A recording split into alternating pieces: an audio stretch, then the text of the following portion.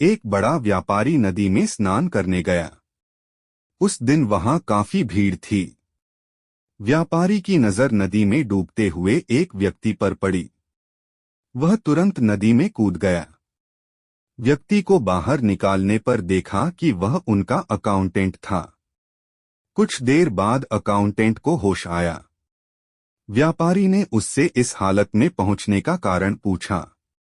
Accountant ने बात बनाते हुए कहा, मैंने अपना सारा पैसा सट्टा बाजार में खो दिया है।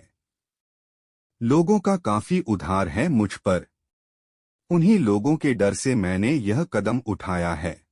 व्यापारी ने अकाउंटेंट को सांत्वना दी व कहा, अब चिंता छोड़ो, भविष्य में कभी ऐसा काम मत करना। ईमानदारी से नौकरी करते रहो। अकाउंटेंट को नौकरी करते हुए 1 साल बीत गया। इस बीच व्यापारी को काफी लाभ हुआ। अकाउंटेंट की नीयत फिर खराब हो गई। एक दिन उसके बेटे का जन्मदिन था। उसने सबको खीर खिलाई।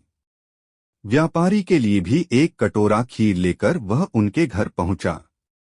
व्यापारी व्यस्त था तो उसे कटोरा मेज पर रखने को कह दिया। काम करते हुए देर हो गई। थोड़ी देर बाद देखा तो खीर का कटोरा बिल्ली खा रही थी, जिसे खाते ही उसकी तबीयत बिगड़ गई। व्यापारी को समझ आ गया, पर उसने किसी के सामने जिक्र नहीं किया। सोचा कि जब तक मेरा पुण्य है, मेरा कुछ नहीं हो सकता। अगले दिन अकाउंटेंट ने जब व्यापारी को देखा तो हड़बड़ा गया। व्यापारी ने फिर भी कुछ जाहिर नहीं किया। अकाउंटेंट को लगा कि व्यापारी को कुछ पता नहीं चला। वह फिर व्यापारी का धन हड़पने के बारे में सोचने लगा। एक दिन व्यापारी को कहीं जाना था। उसने अकाउंटेंट को भी मोटी रकम साथ लेकर चलने को कहा। अकाउंटेंट ने व्यापारी को नुकसान पहुंचाने के लिए कुछ आदमियों को साथ रख लिया। एक मंदिर आया, व्यापारी उस ओर जाने लगा। वह जैसे ही झुका, आदमी ने हमला कर दिया। व्यापारी वहीं बेहोश होकर गिर गया। अकाउंटेंट जैसे ही धन लेकर भागने लगा तो आदमियों की नीयत बिगड़ गई।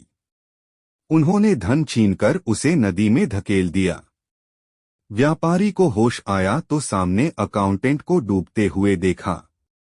अपने दयालु स्वभाव के अनुसार सेठ ने फिर अकाउंटेंट को बचा लिया। होश में आने के बाद अकाउंटेंट ने व्यापारी के पैर पकड़े और माफी मांगने लगा।